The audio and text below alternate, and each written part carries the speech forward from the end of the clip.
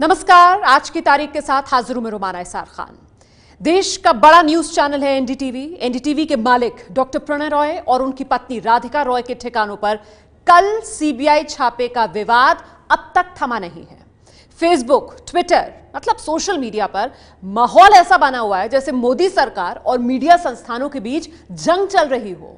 मोदी सरकार मीडिया की आजादी का गला घोटने पर उतारू हो। साफ साफ दो छोर इस पूरे मामले में दिखाई दे रहे हैं। एक छोर जो एनडीटीवी के समर्थन में आवाज बुलंद कर रहा है और दूसरा छोर वो है जो सवाल पूछ रहा है कि मीडिया में रहकर अगर कोई गलत करेगा तो क्या कानून अब तक काम नहीं करेगा। हमारी ये रिपोर्ट दोनों ही पक्षों के तमाम तर्क आपके सामने रखने का काम करेगी। गौर से देखिए ये रिपोर्ट।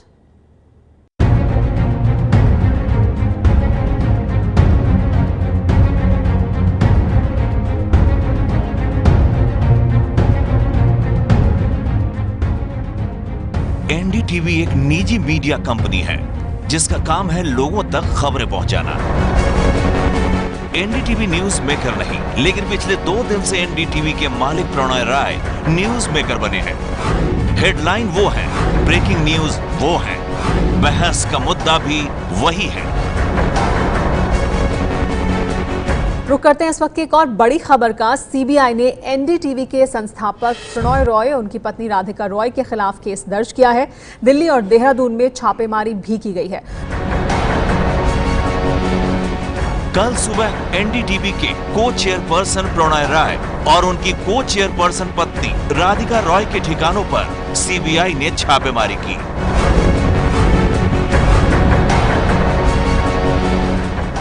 ये वीडियो कल सुबह का है, जब दिल्ली में ग्रेटर कैलाश पार्ट 1 में एनडीटीवी दफ्तर पर सीबीआई टीम ने छापा मारा था।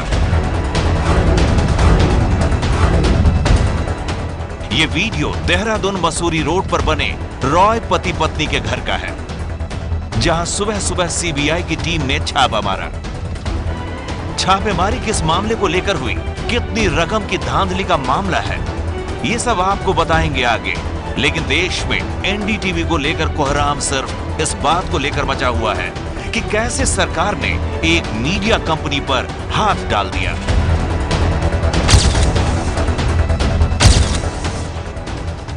मीडिया जो सरकार की लाइन टो नहीं करती है, उसका एक हमने नमूना कल 24 घंटे देखा है। लेकिन उसका एक नंगा नाच कल हम देख रहे थे कि जहां लाखों हजारों करोड़ बैंक का बकाया कई लोगों के पास है, उससे हिंदुस्तान का नुकसान नहीं हुआ, लेकिन एक टेलीविजन चैनल से 50 करोड़ से ही हिंदुस्तान की सरकार हिल गई, ऐसा उन्होंने दिखाना पेश किया है।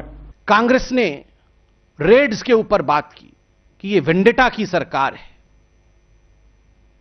देखिए, बड़े स्पष्टता के साथ हम कांग्रेस को बता दें कि चाहे 1 पैसा गरीब जनता के पॉकेट से निकाला गया हो या 1000 पैसा गरीब जनता के पॉकेट से निकाला गया हो, यह वेंडेटा नहीं, यह दायित्व है सरकार का कि वो लॉ एनफोर्सिंग एजेंसीज के राह में खड़ा ना हो। ना खाऊंगा ना खाने दूंगा, और जिन्होंने खाया है उनसे निकलवाऊंगा, क्योंकि यह गरीबों का पैसा है। एनडीटीवी सीबीआई के छापाकांड ने देश की पत्रकार बिरादरी, बुद्धिजीवियों और राजनीतिक पार्टियों को 2 हिस्सों में बांट दिया है। प्रणय रॉय जब आए नए और दूरदर्शन ही तब मोनोपोली में होता था, तो एक नई एनर्जी लेके आए।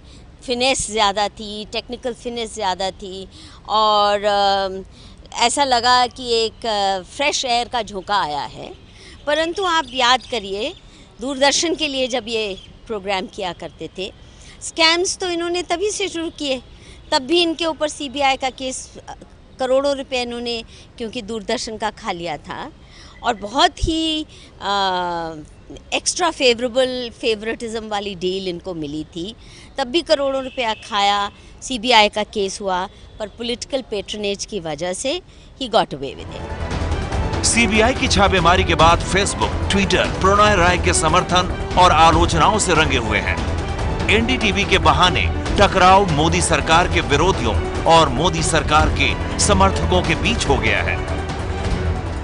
छापेमारी को बड़े बड़े नाम दे रहे हैं, जैसे आपातकाल, अभिव्यक्ति की आजादी पर हमला, मीडिया की आजादी पर हमला, ये कार्रवाई इस वजह से की जा रही है कि प्रणय रॉय की एक छवि बन गई है कि वो सरकार विरोधी है इस समय। मैं कहूँगा कि हमें देखना है कि क्या वाकई एक संस्था को आप टारगेट कर रहे हैं, पूरे मीडिया को टारगेट कर रहे हैं, या वाकई आपके पास कोई ठोस सबूत है। वो सिर्फ दुर्भावना से ही ग्रस्त नहीं, वो एक बदले की भावना से की भी है, क्योंकि एनडीटीवी अपना इंडिपेंडेंस रखता था और गवर्नमेंट जो है, नरेंद्र मोदी सरकार जो है, उसकी कुछ जो गलतियां थी वो गलतियों के ऊपर वो आघात करते थे। लेकिन नरेंद्र मोदी सरकार ने अभी तक जिस तरह मीडिया के साथ व्यवहार किया है, उससे हम ये समझ सकते हैं कि उनको इस तरह के आघात, इस तरह की टीका, इस तरह का क्रिटिसिज्म बिल्कुल पसंद नहीं है। उनको पूरा मीडिया उनके कंट्रोल में चाहिए, उसका मीडिया का कंटेंट कंट्रोल में चाहिए। लोग सवाल उठा रहे हैं कि एक निजी कंपनी ने एक निजी कंपनी से लोन लेकर नुकसान पहुंचाया है, तो इसमें सीबीआई क्यों कूद रही है? जहां हजारों हजार करोड़ रुपए डकार के लोग बैठे हुए हैं, जनता का पैसा, वहां एक प्राइवेट बैंक का पैसा जो चुकाया जा चुका है, दो लोगों के बीच जो भी समझौता हुआ, उसमें किसी एक प्राइवेट पार्टी ने शिकायत की और सीबीआई रेड जो है वो एक ऐसे मीडिया हाउस पर जिसकी प्रतिष्ठा है उस पर छापा मारे तो कोई भी समझ सकता है। अखबारों के संपादकों की संस्था एडिटर्स गिल्ड ने कहा है कि कोई भी व्यक्ति या संस्थान कानून से ऊपर नहीं है, लेकिन मीडिया का मुंह बंद करने के प्रयास की वो निंदा करता है। केजरीवाल ने कहा, ये स्वतंत्र और सत्ता विरोधी आवाजों को बंद कर देने की कोशिश है। लालू ने कहा, जो नेता, पत्रकार और मीडिया घराना उनके नाम का बाजा नहीं बजाएगा, सरकारी भोंपू नहीं बनेगा, उस पर ये केस, मुकदमे और छापे डलवाएंगे। यही आपातकाल है। ममता बनर्जी ने लिखा, ये परेशान करने वाला ट्रेंड है। ये पत्रकारों का चल था, तो मुझे लगता है कि सरकार का जो एक तरह से जो कोप है, गुस्सा है, मुझे लगता है कि ये भी जरूर, क्योंकि कई दिन से मैं देख रहा था कि कभी न कभी इनके ऊपर कोई वज्रपात होगा, तो वो हो गया। आम आदमी पार्टी के प्रवक्ता आशुतोष खुद न्यूज चैनल में संपादक रहे हैं। पत्रकारिता छोड़ने के बाद आशुतोष ने कभी मीडिया संस्थानों पर हमला करने का मौका नहीं छोड़ा। प्रणय राय पर छापा पड़ने के बाद अब उनको मीडिया वालों से हमदर्दी हो रही है। ये हिंदुस्तान की आजाद स्वतंत्र मीडिया की आवाज को कुचलने का बहुत बड़ा प्रयास है। ये साफ तौर पर मोदी सरकार की तरफ से ये इशारा है कि जो मोदी जी की आरती नहीं उतारेगा, जो मीडिया हाउस, जो अखबार, जो टीवी चैनल, उनके लिए जगह नहीं होगी। देखिए, जो पूरा विवाद है वो जुड़ा हुआ है दो निजी कंपनियों के बीच एक लोन डील को लेकर। एनडीटीवी की ओर से सफाई यह है कि हमने निजी कंपनी से लोन लिया और लोन चुका भी दिया, तो सीबीआई ने छापा क्यों मारा? सीबीआई कह रही है मामला लोन चुकाने का है ही नहीं। सरकार कह रही है कार्रवाई मीडिया पर नहीं, कंपनी के मालिकों पर हुई है।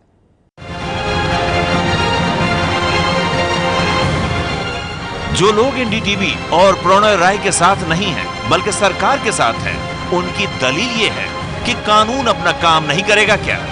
मीडिया या न्यूज चैनल चलाने वाले क्या कानून से ऊपर हैं? Raids conducted by different agencies on a particular channel promoters has nothing to do with the freedom of press. This is not an action against the organization, it's an action against the promoters. Total freedom of expression है और freedom of press है। अब एक व्यक्ति अगर इस देश के कानूनों का उल्लंघन करे और अगर वो प्रेस का व्यक्ति हो, तो क्या उसको आजादी है उल्लंघन करने की? खुद को पीड़ित बताते हुए एनडीटीवी का कहना है कि मोदी सरकार न केवल उसे निशाना बना रही है, बल्कि पूरे मीडिया का मुंह बंद करने की कोशिश कर रही है। आईसीआईसीआई बैंक या किसी और बैंक का लोन चुकाने में कोई डिफॉल्ट नहीं किया है। हम ईमानदारी और आजादी के उच्चतम मानदंडों का पालन करते हैं। ये साफ है कि एनडीटीवी की टीम की आजादी और निडरता को सत्तारूढ़ पार्टी के नेता पचा नहीं पा रहे हैं और सीबीआई का छापा मीडिया का मुंह बंद करने की एक और कोशिश है। राजनेता हम पर चाहे जितना भी हमला करें, हम भारत में मीडिया की आजादी की लड़ाई से पीछे नहीं हटेंगे। सीबीआई ने 88 पेज की जांच रिपोर्ट के बाद छापेमारी की है। आरोप है कि आईसीआईसीआई बैंक को प्रणय रॉय, राधिका रॉय और उनकी कंपनी आरआरपीआर होल्डिंग्स ने 48 करोड़ का नुकसान पहुंचाया। एनडीटीवी विवाद को लेकर सीबीआई ने 4 बातों का जवाब भी दिया है। सीबीआई मीडिया की आजादी का सम्मान करती है। जांच इस बात की नहीं हो रही है कि लोन नहीं चुकाया गया। जांच इस बात की हो रही है कि मालिकों ने 48 करोड़ रुपए का गलत फायदा उठाया, जिससे आईसीआईसीआई बैंक को नुकसान हुआ। 2016 के सुप्रीम कोर्ट के एक आदेश से निजी बैंक से जुड़े मामले में सीबीआई जांच कर सकती है। प्रणय रॉय या उनकी कंपनी ने सही किया या गलत, अभी इस निष्कर्ष पर पहुंचा नहीं जा सकता है। लेकिन इस कार्रवाई और प्रतिक्रियाओं के बाद भी ये सवाल बना हुआ है कि मीडिया आजाद है या मीडिया कानून से ऊपर है। प्रणय रॉय को प्राइवेट टीवी न्यूज चैनल का पुरोधा कहा जाता है। दूरदर्शन की खबरों से बाहर निकलकर उन्होंने कई प्रयोग किए। आइए देखते हैं कौन है Pranay Roy.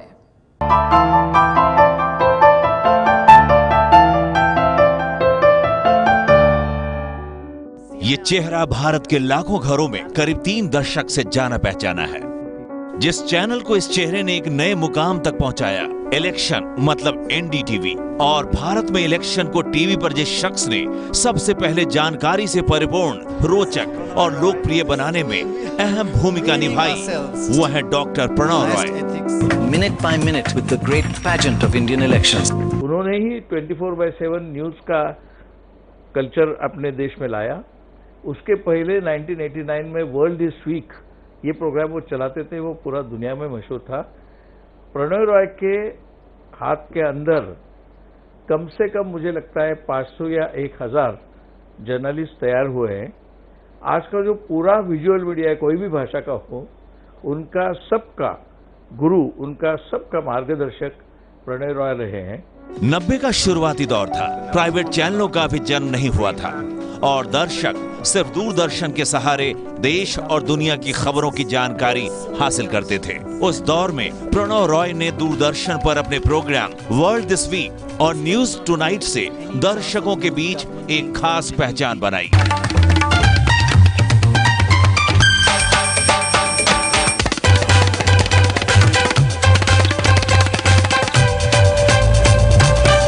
Good evening and welcome to the world this week. Pranay Roy ने 1988 में एनडीटीवी नाम के जिस प्रोडक्शन हाउस की स्थापना की थी, वो अब धीरे धीरे एक बड़े मीडिया हाउस में बदल गया।